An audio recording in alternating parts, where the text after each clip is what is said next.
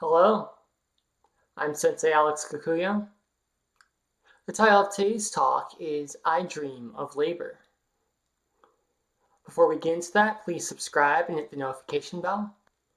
That way you'll be notified when I post talks in the future. If you wouldn't mind hitting the like button, that'd be great too. In Buddhist temples, it's common during the practice period to recite the Bodhisattva vows. The vows serve to remind us of the purpose of Buddhist training and to reaffirm our dedication to the practice.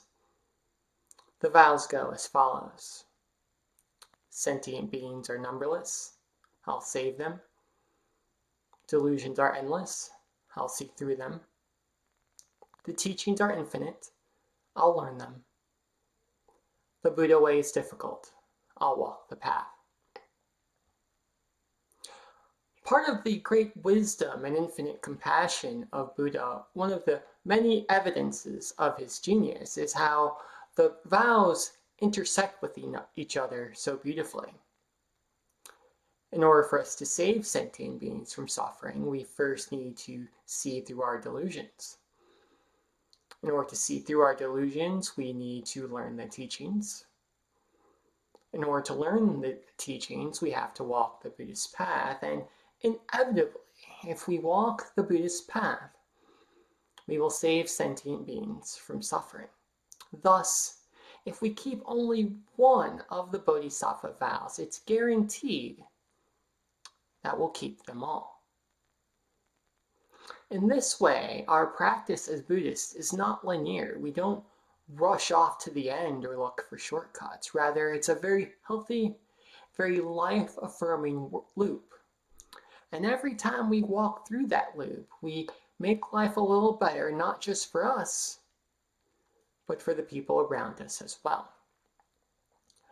As Buddhists, when we take the Bodhisattva vows, we acknowledge that suffering is part of life, and we promise to work to end that suffering for as long as we're alive. That said, as beautiful as the Bodhisattva vows are, they are a bit overwhelming. How could I, with my forgetful human body, possibly save anyone from suffering? How could I save myself? When I thought about the vows when I first took them, as I was beginning in my Buddhist training, I thought about cosmic beings like Kannon, the Bodhisattva of compassion, and Amida, the Buddha of infinite light, and I wondered how could I possibly measure up to the work they'd done and are continuing to do in the world. The answer came to me over time, but I received a wonderful reminder several months ago when a neighbor came to me with a problem. She's elderly and her husband had died several weeks ago.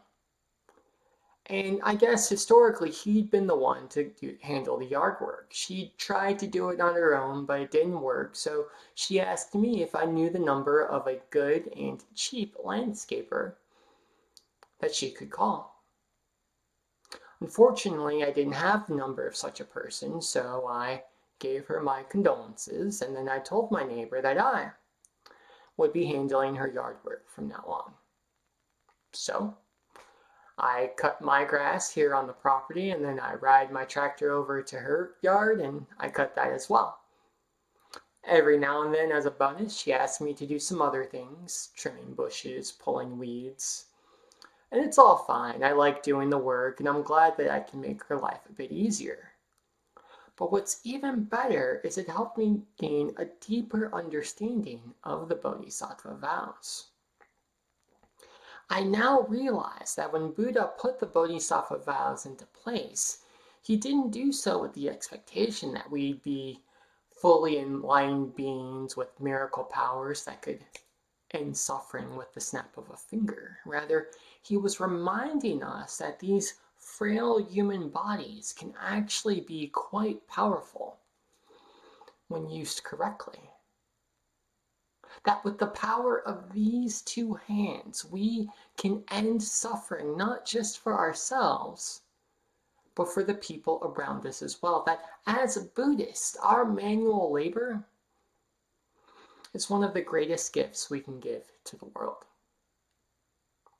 Now, naturally, we may not think of it that way because Western culture belittles and demonizes both manual labor and domestic work. However, I can tell you from experience that simple things like sweeping the floor, cutting the grass, taking out the garbage can make life so much better, not just for ourselves, but for the people around us as well.